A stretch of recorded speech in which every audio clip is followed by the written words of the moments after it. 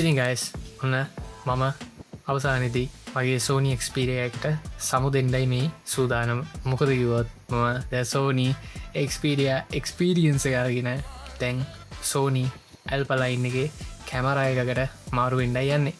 ඉතින් හෙට මම යන්ඩ ඉන්න කැමරයිල්කේකට මුවර බ්‍රාංචිකට තම ම යන්න යන්නේ ඒගේ හෙට ඇන්ඩ මමයි මගේ යාලුව මගේ අපච්චි තුන්දන ලැස්ටයින්න ගිල්ල කැමරක බචස් කරන්න සහ මේකත් එක්ක මන්තාව ප්‍රඩක්ස් කීපයක් විලදී ගන්න සූදානමන්න ලේටස්ම ප්‍රඩක්ස් කීපයක් මිලදී ගන්න සූදානමන්න ඒ නිසා අපි බලු මොනාද කියලා මඟවලට සයිට් එක දැන් පෙන්න්න මොනාද මං ගන්න ඉන්න කියලා.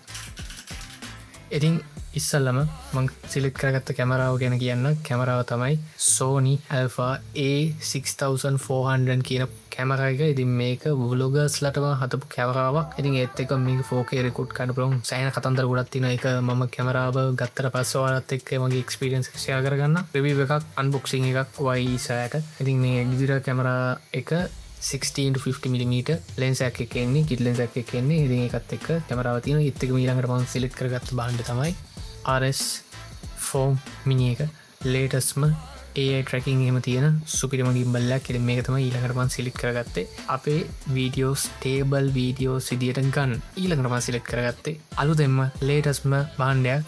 මම එකක් පෙන්නන්න. ඒක තමයි මේ තියෙන්නේ.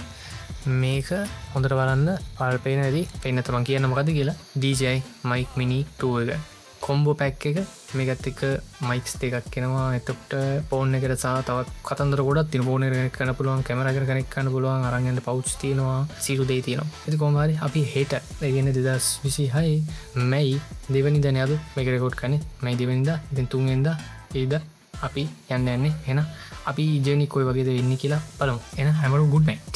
එනම් ස්තුනත් තියාගත්ත මොකද 4:04යි කාලේ 4:00 මොකද 5 මාට යන්න ඕනේ. පහ විද්‍යාවට ලෑස්තිලා ඉන්න ඕනේ. මාර දවසක් වෙයි. මාර එක්ස්පීරියන්ස් එකක් වෙයි. සුපිරි. හරි ඉතින් guys අපි දැන් ගමන පටන් ගන්න යන්නේ. ඉතින් අපි පදුල්ලේ සිට නුවර දක්වා තමයි ගමන යන්න මේ විදියට සූදානම් උනේ. ඉතින් අපි ඉස්සරම කරේ බස්සගෙන නැගලා උදේ පාන්දර 5 බස්සට අපිට යගන්න පුළුවන් වුණා. ඉතින් අපිට පස්සේ බස් එක නැගලා අපි නුවර බලා පිටත් වුණා. ඉතින් මේ පිටත් වෙච්ච මොහොතේ ඉඳලා අපිට වීඩියෝ කරන්න අවශ්‍යතාවයක් තිබෙනවා. අපි ගමන පීස්ෆුලි ගමනාන්තය දක්වා අරගෙන ගියා. ඉතින් ඊට පස්සේ අපිට වෙච්ච වැඩක් තියෙනවා. ඒකට ගැන මම කියන්නේ නැහැ. මොකද මම ගත්ත බ්‍රෑන්ඩඩ් බෑග් එකක් මම ඒක අරන් ඉන්න එන්ජිනියර්ස් මගේ බ්‍රෑන්ඩඩ් බෑග් එක මේක කැටපිල හොල දන්න ඇති. මේක හෙන රගට් ටයිප් එක බෑග්යක්. ගෙන රගට් ගතිය හොඳට මොතියනවා. කොමයි මේ බෑග්ගේ අරන්ගේ පලවෙනි දවස තමයි අපි නුවරගේ දවස. ඉති මේකට කපුටෙක් ජලා කර හබිස්සල මේ විදිර පික්මි ගත්තාගෙන කැමරයිල් කෙක්ට යනකොට අපි ලොකේෂන් බලල තිබ්බ කලින් නමුත් පැරියරම දන්න කැමරල්කේක කොතන්ද තියපී එ කොතන්දේගේ එන්ට්‍රන්සිල් තියන්නේක. ඊට පස්ස අපි කරපු වැඩේ තමයි කැමරල්ගේ එන්ට්‍රන්ස එක කියලා හිතලා අපි තැනකට ගිය. ඉ පස්ස කියන පස්සිච්ච වැඩේ තමයි අපිට පාර වැරදලා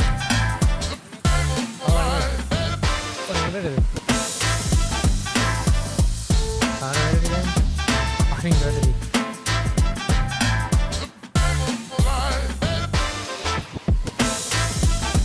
ආරවැරදු ආරවැරදු ආදිනොයි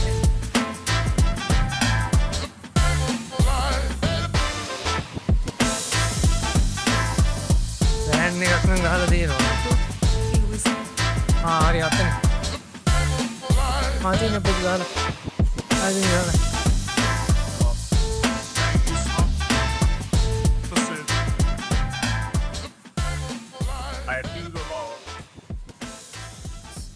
ඉතින් මේ දීදේ කැමරල්ගේ බඩු සෑහෙන්ද ප්‍රමාණයක් තියෙනවා. ඉතින් camera bags, camera, tripods, lights, mics, DJ drones, almost, මේරෝන්ස්, මයික්‍රෝ SD කාඩ් එකේ ඉඳන් හැමදේම තියෙනවා.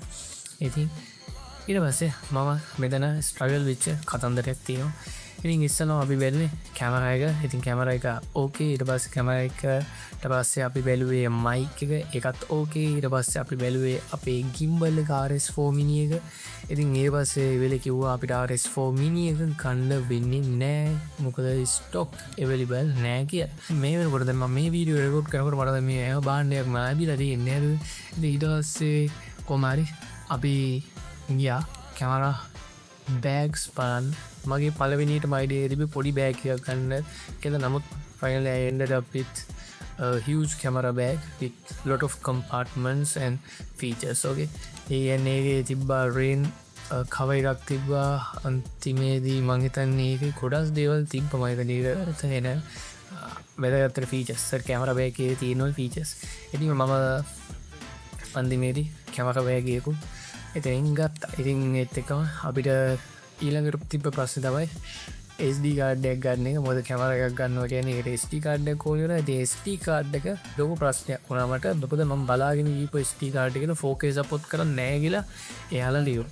මොකද ඒ SD කාඩ් එක මම උනේ බලපු විදිහට SD කාඩ් එක 4K support කියලා ඒකේ තිබ්බට එයා කියන විදිහට ඒකේ SD කාඩ් එක රීඩ් කරන එක නේ.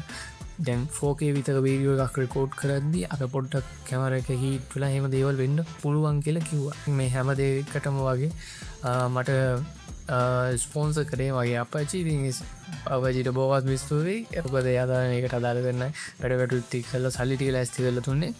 ඉතින් දැන් ඒක ගෙවීමේ ඉතිරි ටික මගේ වැඩක්. ඉතින් ඒත් එක්කම අපේ යාළුවා රවිත් මට සපෝට් එකක් දෙන්න වගේ මාව වීඩියෝ කරන්න ෆුල් සපෝට් එකක් දුන්නා. රවිත්ට බොහොමත් ස්තුතියි. මොකද එදා රවිත් ආවේ නැත්තම් මේ වීඩියෝස් මට ගන්න වෙන්නේ. මට පොඩි සෝෂල් ඇන්සයිටි එකක් තියෙනවා. මේ කිරිම සමාජයට ගිහිල්ලා වීඩියෝ කරන්න පොඩි අමාරු ගතියක් තියෙනවා. ඉතින් anyway කොහොම හරි ඒ සපෝට් එක තිබ්බේ හින්දා මට වීඩියෝ කරගන්න පොඩි මොටිවේෂන් එකක් තිබ්බසා. එයාත් වීඩියෝ කරපු නිසා මට ලොකු සපෝට් එකක් හම්බුණා මේ වීඩියෝ එක මේ විදිහට එකලස් කරගන්න. මොකද පළවෙනි කැමරා එක ගන්නවා කියන්නේ ෆොටෝග්‍රැෆියෝ මේ දේවල් වලට කැමති කෙනෙක්ගේ එකම ඩ්‍රීම් එක. ඉතින් ඒ නිසා මම හිතනවා මේ වීඩියෝ එක තව කට්ටියව ඉන්ස්පයර් කරයි කියලා. ඒ නිසා අනිවාර්යෙන් හයි වයිබ් එකකින් ඉන්න. කවදා හරි ඔයාලගේ ඩ්‍රීම්ස් වලට ඔයාලා කැමති දෙයට ඔයාලට ළඟා වෙන්න පුළුවන්. ඔයාලට කැමති දේවල් ඔයාගාවට මගා කරගන්න පුළුවන්. ඉතින් ස්කූටර් එකක් ගන්න ගිහින් අන්තිමේදී කැමරාවක් අරගෙන යසනේ. එහෙනම් අපි තවත් එක වීඩියෝ එකකින් හම්බෙන බලාපොරොත්තු වෙන්නේ. අද මම ඔයාලගෙන් සමු ගන්නවා. එහෙනම් හැමෝටම ජය වේවා.